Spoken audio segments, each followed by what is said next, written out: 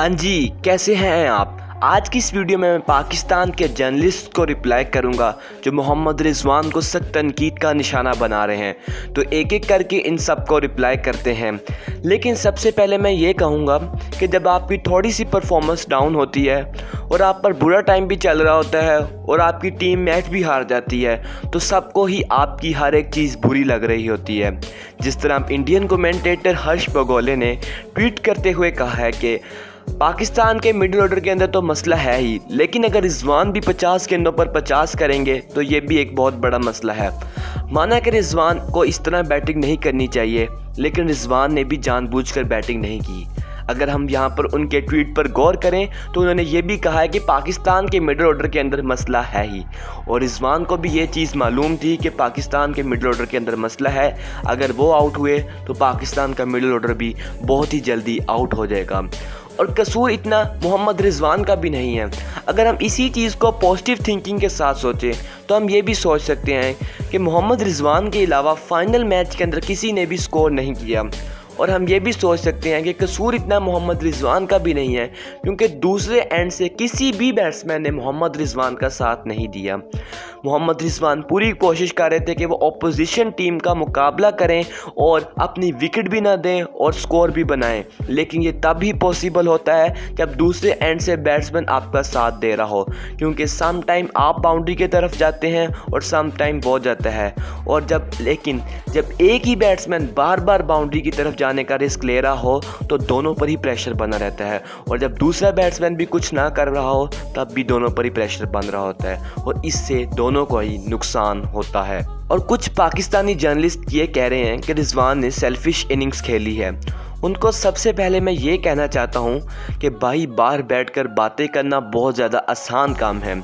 और दूसरी बात उनको मैं ये बताना चाहता हूँ कि रिजवान ने कई मरतबा प्रेस कॉन्फ्रेंसिस के अंदर कहा है कि वो कंडीशंस के मुताबिक खेलता है, जिसके अंदर वो कई मरतबा कामयाब होता है और कई मरतबा कामयाब नहीं होता, और यही पार्ट ऑफ द गेम है।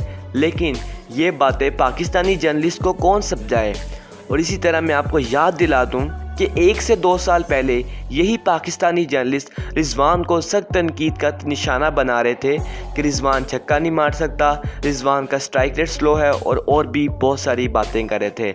लेकिन रिजवान ने फिर इन सब को शटअप कॉल दी थी अपनी परफॉर्मेंसेस के साथ, अपने बल्ले के साथ। और सबसे पहले आप ये स्टैट्स देखें जिनका क्रेडिट जाता है शामिक भाई को, जिन्होंने हमेशा से ही पाकिस्तानी टीम को अच्छे बुरे टाइम के अंदर सपोर्ट किया है और बैक किया है।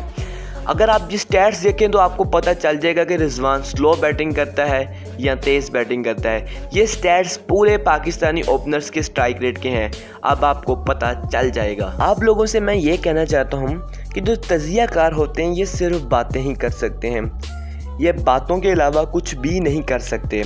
और आप लोग इनकी बातों के अंदर आकर अपने ही नेशनल प्लेयर्स को गालियां देना शुरू कर देते हैं। इसी तरह एक खातून जर्नलिस्ट हैं जिनकी मैं बहुत इज्जत करता हूं, नाम नहीं लूँगा यहाँ पर मैं किसी का, लेकिन वो टीवी पर बैठकर मोहम्मद रिजवान को बैटिंग के मशवरे देने शुरू कर दिए उन्होंने। तो जिस पर मैं अब ये कहूँगा कि आप इतने ही बुरे दिन आगे हैं कि रिजवान को वो लोग मशवरे देंगे जिनको क्रिकेट का बैट भी नहीं पकड़ना आता। क्या पाकिस्तानी जर्नलिस्ट को ये बातें समझ में नहीं आती कि जो लोग मैच के अंदर खेल रहे होते हैं उनको हमसे ज़्यादा बेहतर पता होता है कि किस सिचुएशन पर क्या करना है, किस सिचुएशन के अंदर पिच क्या बिहेव कर रही है, टीम की क्या रिक्वायरमेंट्स हैं।